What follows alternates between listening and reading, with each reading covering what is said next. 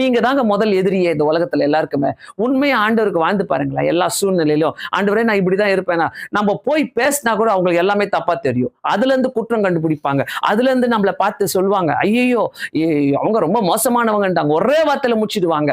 ஏன்னா நம்ம ஒரு உண்மைக்காக நிற்கும் போது அந்த இடத்துல பார்த்தீங்கன்னாக்கா அவங்க என்னதான் அவங்க சூழ்ச்சி செஞ்சு ஹையர் பண்ணி வகை தேடினாலும், அவங்க யார் யாரை உருவாக்குனாலும், நம்ம மேல குற்றம் சாட்டுவதற்காக, நம்ம மேல பொய் சாட்சிகளை சொல்லுவதற்காக பண்ணாலும், அங்க பாருங்க உண்மைதாங்க.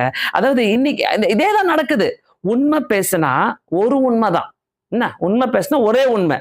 அந்த உண்மையை நம்ம கடைசி வரைக்கும் பேசினே இருக்கணும். உண்மை பேசுறவங்களுக்கு தெரியும். பொய் பேசினா பொய் மேல பொய், பொய் மேல பொய், பொய் மேல பொய் பேசிக்கிட்டே இருப்பாங்க. அததான் இங்க வகை தேடிக் கொண்டிருந்தார்கள். யாரு? சபை சங்கத்தினர் அனைவரும், ஆலோசனை சங்கத்தினர் அனைவரும், பிரதான ஆசாரியர்களும் வகை தேடினார்கள். சிலுவைக்கு போறதுக்கு முன்பாக இத்தனை பாடுகள் ஆண்டவர் பட்டார். சும்மா கிடையாது. அவர் சிலுவைக்கு ஏறும் போது அதை பார்த்தீங்கன்னாக்கா, அதாவது இங்க பொய் பொய் பேசினா பொய்க்கு மேல பொய், பொய்க்கு மேல பொய் அடிக்கிட்டே போகணும். என்ன லைஸ் ரிக்வைர்ஸ் மோர் லைஸ். அதாவது பொய் டிமாண்ட் பண்ணும். இன்னும் பொய் பேசு, இன்னும் பொய் பேசு, இன்னும் பொய் பேசு. ஒரு பொய்யை மறைக்க 100 பொய் பேசுவாங்க. ஒரு பொய்யை மறைக்க 1000 பொய் கூட பேசுவாங்க. அதனால இப்படிப்பட்ட உலகத்துல வாழ்ந்து கொண்டிருக்கும் போது நம்ம சாட்சியா ஒரு உண்மைக்காக நம்ம நிக்கிறோம்னாக்கா, ஐயோ அது தனிப்பட்ட ஒரு சுகங்க, அது தனிப்பட்ட ஒரு மதிப்பு உங்களுக்கு.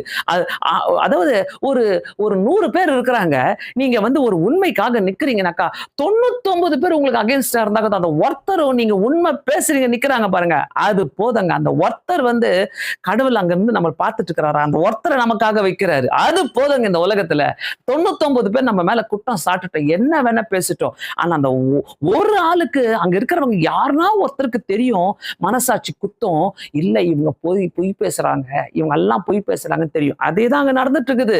அங்க பாருங்க, வகை தேடினார்கள். என்ன அர்த்தம்? விரோதமாய் சாட்சி சொல்ல தேடினார்கள், அகப்படவில்லை. மீன் பிடிக்கிற வேலையா இது?